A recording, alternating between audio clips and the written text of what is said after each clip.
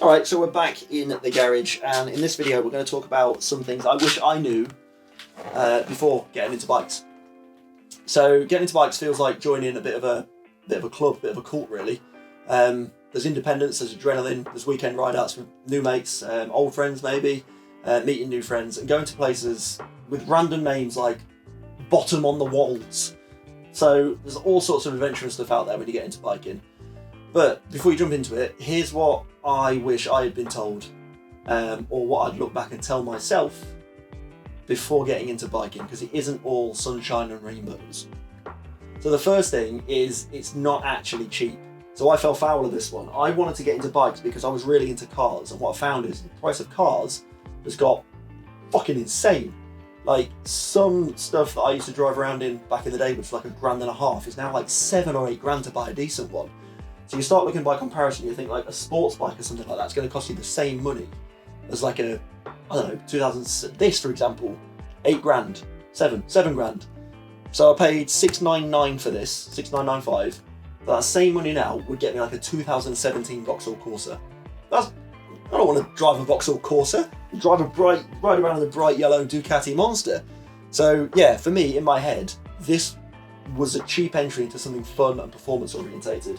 But in reality, getting a bike license really isn't that cheap. Getting the bike, yeah, fine. Everything after that, helmets, jackets, gloves, boots, waterproofs, like security, chains, locks, trackers, immobilizers, that sort of stuff. Then there's the maintenance, things like paddock stands, chain cleaners, lubricants, chain cleaning equipment, all sorts of stuff. Then there's all the multiple hoops you have to jump through to get your license. So the system itself is like just geared up for making money from people. And then you've got insurance, which I've covered in another video, which is just currently absolutely astronomical. It's designed to test your will to live.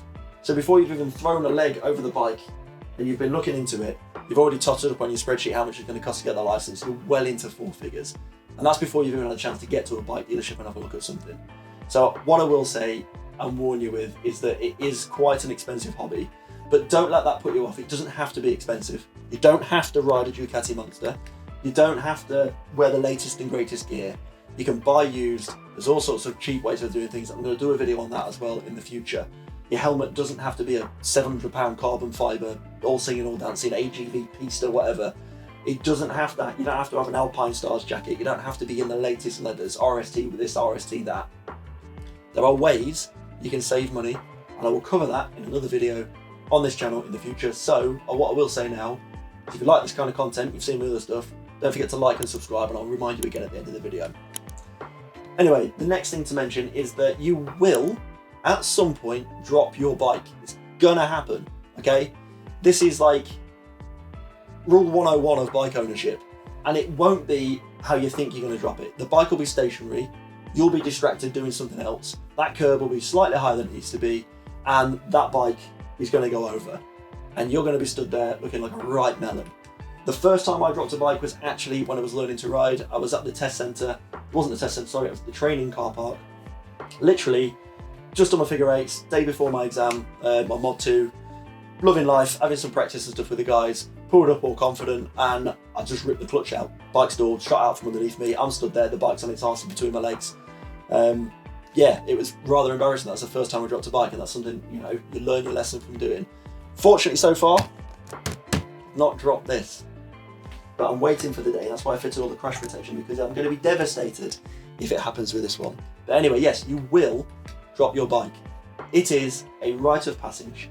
And on the note of the crash protection, I'm going to advise you buy it early. Okay, if you really like your bike, get out there, get some crash protection on it. Whether it's, you know, frame sliders like these, whether it's bars, if you've got an adventure bike, big bars or anything like that on it, just anything at all, get it fitted. And make sure you're willing to swallow your pride in the event of it happening, because it happens to us all. Point number 3 is the British weather absolutely hates you, all right? It's going to be cold, it's going to be foggy, you're not going to know what to wear, you're going to be putting a jacket on in the morning thinking it's going to be a really sunny, blazing day, you're going to take that liner out, you're going to get 10 minutes down the road and it's going to be overcast, freezing cold. So make sure you're packed for all occasions. You're going to have rain, fog, sideways wind, absolutely everything thrown at you in one day. You could be an hour between locations and hit 2 different climates. So yeah, Basically, what I'm saying to you is prepare for everything. Become friendly with the Met Office weather app. Check it before every single ride. Check it along every stop on your route, and make sure you're packed for every occasion, because you are going to get caught out. An investment in something like waterproof over trousers as an absolute minimum, spare pair of gloves, anything like that. Get them in your bag, get out on a ride with yourself, because otherwise you're just going to become a soggy, bitter version of yourself whilst out on that ride. Okay, number 4, commuting to work on that bike is not the dream that you think it is. You might think you're going to beat all that traffic, you're going to fly into work nice and early, feeling nice and refreshed, looking cool as fuck, but ultimately, filtering here is legal in the UK, but it's very close to being a contact sport. You're going to get cut off, you're going to get squeezed out, and you're definitely going to get shouted at by some taxi driver who's not paying attention. And this leads on to point number 5. Drivers literally do not see you, like, ever, okay? This is like a bit of a fair warning to all bikers. You could be riding a bright yellow Ducati, like this. You could be covered in strobe lights with a fucking glitter ball for a helmet, and someone is going to smidge you. Sorry mate, I didn't see you there. So that's what's going to happen to you. It's going to happen at some point in your riding experience. You've just got to get prepared for it and ride as defensively as you can. You're going to get into work, you're probably going to get there a bit earlier than you used to. You might get there a little bit more jittery, a little bit more shaken up, as it were, because you do have to ride with a huge amount of concentration, especially through traffic. So my best advice to you is assume you're invisible and ride accordingly. Number 6, this is a positive one. Biking culture is absolutely brilliant and a little bit odd at times.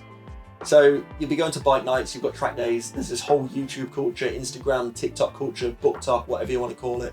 You're gonna find your people within that culture. There's gonna be someone out there who you make friends with through the bike community. Hell, I've made loads of friends through it, and I've got closer to friends that I already had through the biking community. You've just got to avoid getting bogged down in all that kind of like Facebook group nonsense where 90% of people on there are arguing about what engine oil and what tyres they think are best.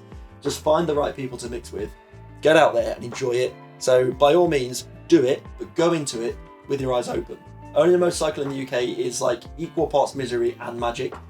It's traffic dodging, it's going out, burning money, and it's rain dodging, crazy madness with the weather. And if it excites you, well, come and join us. You can be one of us. Anyway, that's enough of me waffling. So again, thank you very much for watching. If you enjoyed this video, please like, subscribe, do all that good social media stuff. I've just started out doing this, and the best way you can motivate me to keep going with it is to like, subscribe, and I see those numbers growing. But yeah, if you have enjoyed it, come along for the ride. If you haven't enjoyed it, give us some feedback, and hopefully I'll see you in the next one.